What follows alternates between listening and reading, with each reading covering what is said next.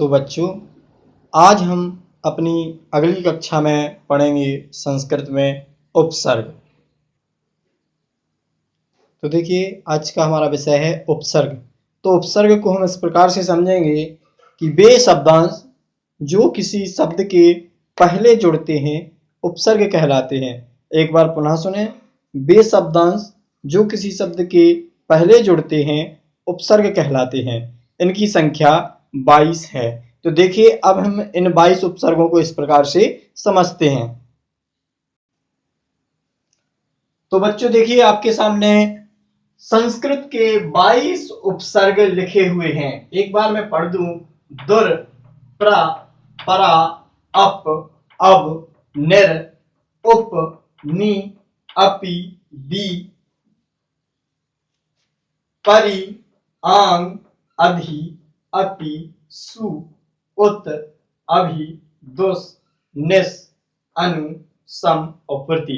ये आपके सामने 22 उपसर्ग लिखे हुए हैं। जैसा कि आपको अभी बताया गया है, वे शब्दांश जो किसी शब्द के प्रारंभ में या पहले जुड़कर नया शब्द बनाते हैं उपसर्ग कहलाते हैं। तो इनके हम जैसे उदाहरण देखेंगे तो दुर्गुण, प्रहार, पराजय, अपवाद, अवतार, निर्देश, उपनाम, निहित, अपिधानम, विचल, परिहार, आगम, अधिकार, अतिक्रम, सुविचार, उत्कर्ष, अभिगमन, दुस्साहस, निस्तेज, अनुकरण, सम्मान, प्रतिवाद। इन सभी उपसर्गों का हमने जो पहला उदाहरण लिखा हुआ है उनसे आप स्पष्ट रूप से समझ सकते हैं कि कोई भी ऐसा शब्द जिसके पहले यदि कोई शब्दांश जुड़ जाता है तो वो उपसर्ग कहलाता है।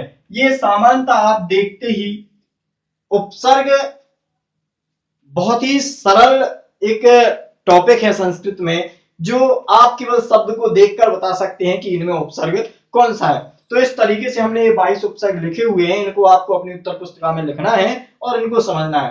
अब हम इनको थोड़ा सा सरलता से थोड़ा सा और आगे बढ़ाते हुए ले जाएंगे। तो देखिए, होता क्या है, सबसे पहले तो यदि कोई शब्द लिखा हुआ है उसमें से आप मूल शब्द अलग कीजिए। जैसे अब एक शब्द लिखा हुआ है कि सुविचार, तो सबसे पहले आपको सुविचार में ये बताना है कि हमारा मूल शब्द क्या है।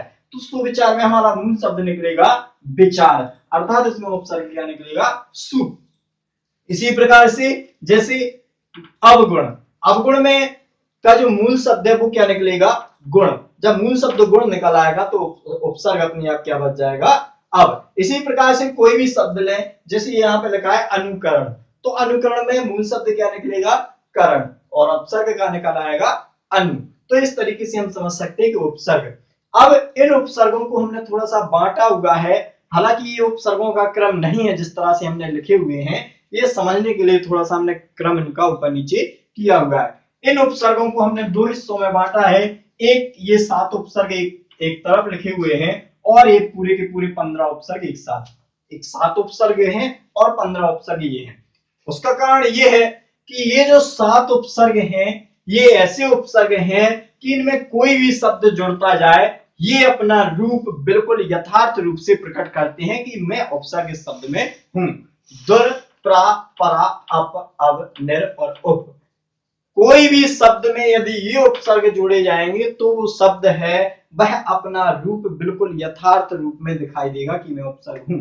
लेकिन ये जो 17 उपसर्ग हैं ये ऐसे उपसर्ग हैं जो किसी शब्द में जुड़ने पर अपना अर्थ बदल लेते हैं। उसका कारण ये है कि इनके जो प्रारंभ अंत में छोटी ई या आधा सा या आधा अक्षर या छोटा ऊ है। इसका कारण ये है कि छोटी ई और छोटा ऊ यण संधि बनाएंगे और जो आधे अक्षर हैं वो हमारी व्यंजन संधि बनाएंगे।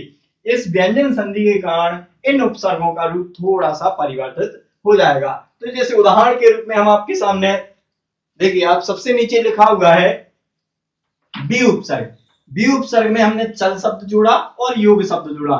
जब चल और योग शब्द जोड़ा तो उपसर्ग हमारा ज्यों का तो हमें दिखाई दे रहा है कि विचल और वियोग। लेकिन यदि हम इस बी शब्द में आस शब्द जोड़ते हैं, क्या शब्द, आस, तो जब हमने इस बी में आस शब्द जोड़ा तो बी धन आस, अर्थात ये ई और ए आ बराबर हो गई है यण स्वर संधि, अर्थात नया शब्द बन गया व्यास। अब आप इस शब्द को देख के कहें कि इसमें कौन सा उपसर्ग है, तो अब इसमें उपसर्ग हमें ढूंढना पड़ेगा, क्योंकि इस तरह का उपसर्ग हमारे पाठ्यक्रम में नहीं है। अब इसकी हम जब संधि विच्छेद करेंगे तो निकलेगा बी धन आस, तब हमारा उपसर्ग निकलेगा ब्यास। इसी प्रकार से निहित लिखा हुआ है, मान के चलो इसमें जोड़ेंगे नी धन आस, इस तरीके से हम लिखेंगे नी धन आस। तो अब यहाँ पे फिर से एक अपनी यण स्वर संधि हो जाएगी, अर्थात नया शब्द बन जाएगा न्यास। यहाँ पे जो लिखा हुआ था उसे हम ज्यों का त्यों लिख देंगे।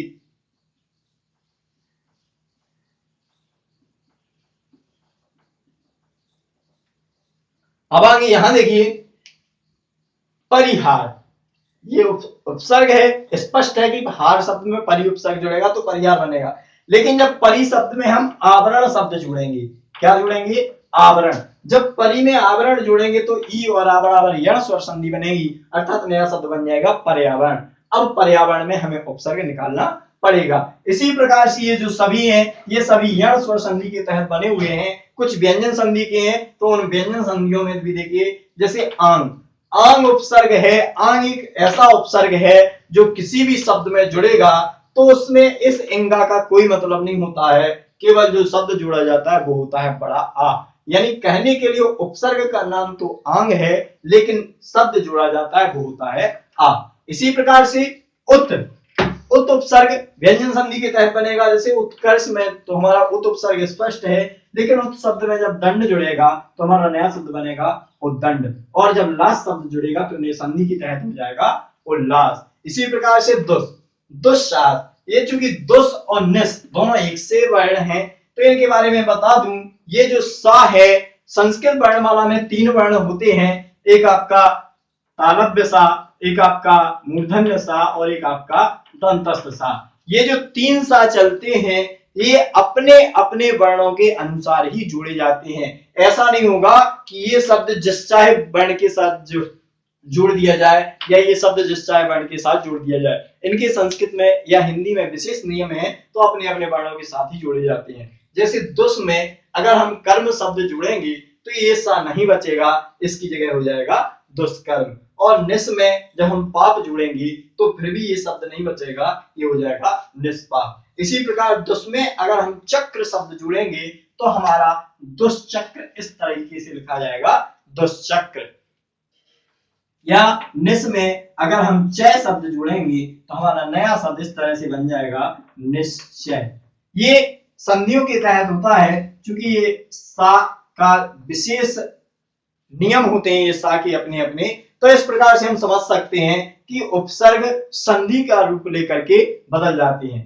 एक और उपसर्ग है आपके सामने सम। सम को जैसे हमने मान में जोड़ा तो हो गया सम्मान, लेकिन इसी सम को जब हम कल्प और जय में जोड़ते हैं तो ये पंचम वर्ण अपने अपने 5वें वर्ण में बदलता है, अर्थात संकल्प का 5वां वर्ण संकल्प और संजय का 5वां वर्ण संजय। आपको याद होगा, हमने आज सबसे पहली कक्षा में अपना बताया गया था कि संस्कृत में बिंदियों का प्रयोग बहुत ही कम होता है। जब कहीं पे बिंदी होती है तो उसकी जगह 5वें वर्ण का प्रयोग होता है। तो उसी बिंदी के तहत ये संकल्प को हमने संकल्प लिखा है और संजय इस तरह से लिखा गया है। इसी प्रकार से ये समस्त उदाहरण हैं वो यण स्वर संधि के तहत हुए हैं। जैसे अधिधन आत्म तो बराबर नया शब्द हो गया अध्यात्म, अतिधन आचार तो बराबर अत्याचार, सुधन अस्ति तो बराबर स्वस्ति, अभिधन अस्त बराबर अभ्यस्त, और अनुधन अय बराबर अन्वय, और प्रतिधन